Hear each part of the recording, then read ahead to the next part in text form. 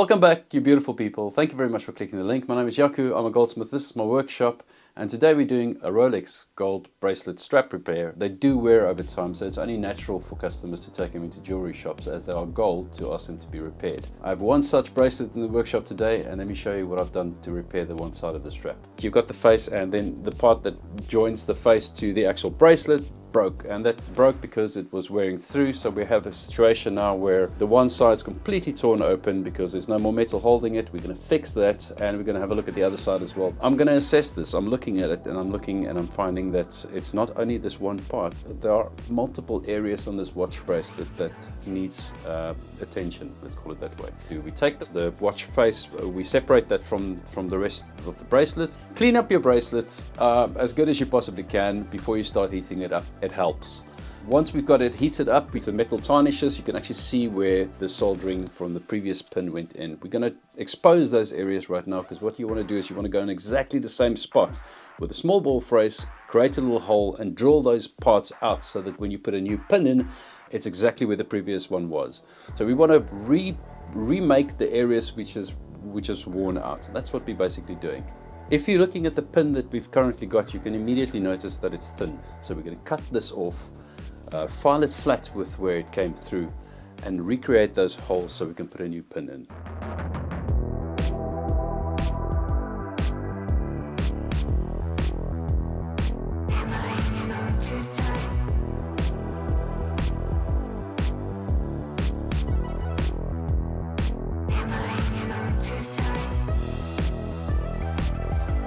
So essentially there's two parts that needs attention on this particular bracelet. Well, for the reason it came in. Like I've mentioned before, there are certain problem areas which I see on this bracelet. We're making a note of the problem areas we're seeing, and we're going to let the customer know to consider bringing it back at some point.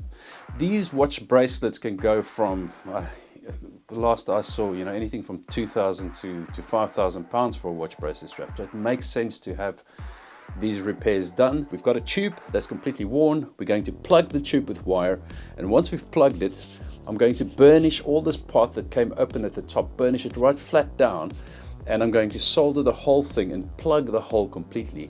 That way I've got a solid piece of wire that I can drill through and create a whole new tube. Okay, once I've soldered the wire in to plug the hole that was created by the wear and tear, I put this into the pickle. I'm using a pickle salt from Cooks and Gold in this case in the UK.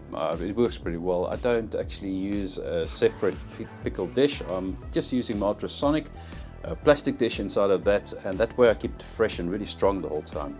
So I'm getting a good result once it's gone into the pickle. It comes back, all the flux and everything is off it, and at this point I can cut off the excess wires or file them down and refine that to a solid tube.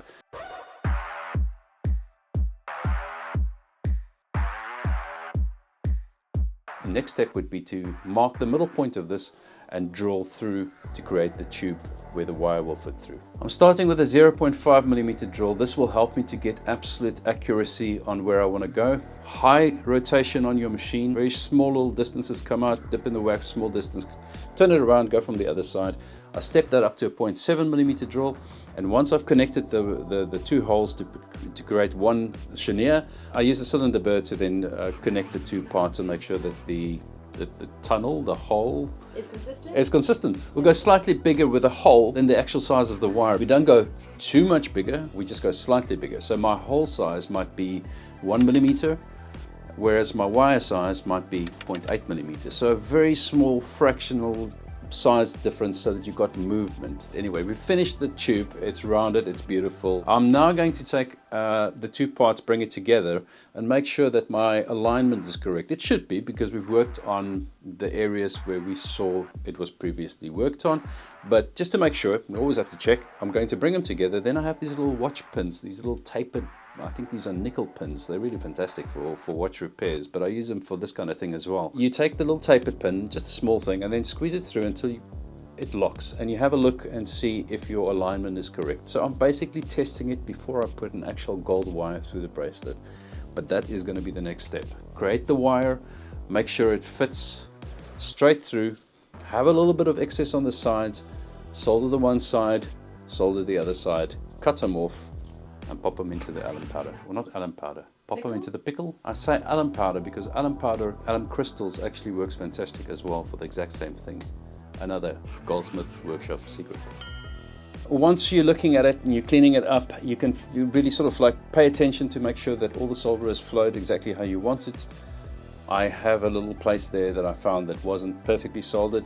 Back onto the soldering pad, back into the pickle, back onto the bench, clean it up, and now the repair is technically done. It's time to polish it up. With a bracelet like this, it's already broken. We know that there are weak links on it, so you can't go through the same polish that you would possibly go through with a sort of newer product, because you might very easily break something that's already at the point of strain. So we're not going to go through a full polish. I'm going to give it a really beautiful polish, but I'm not going to go through all of the polish pressure that I'd usually put on a bracelet because of the nature of what's already happened here. I'm just texturing it, sort of giving it a new texture at the back because we know these are textured. I know there's a two-tone finish on the top, but we're not doing that, again, because we've got a bit of strain on the bracelet. Small refinement, making sure that it looks as nice as it possibly can. And again, this is the point where we'd now contact the customer and basically advise, as a goldsmith, advise them that you've seen certain areas which need attention, so that they know in the back of their mind, even though we fix this one place, there might be another issue in the future. So to call us again and make sure that we look after the Rolex timepiece.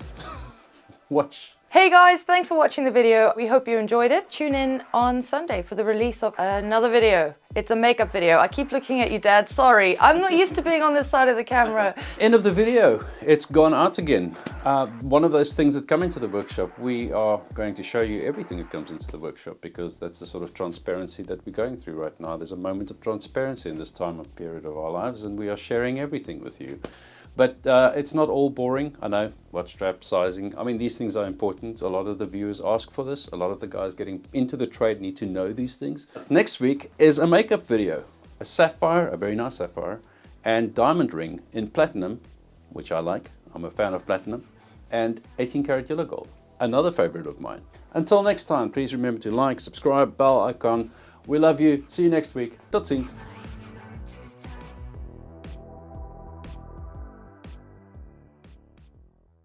You've got to get it as clean as you possibly can, because once we start heating the ends up, you're going to start seeing smoke coming out if you haven't done so. It did start smoking.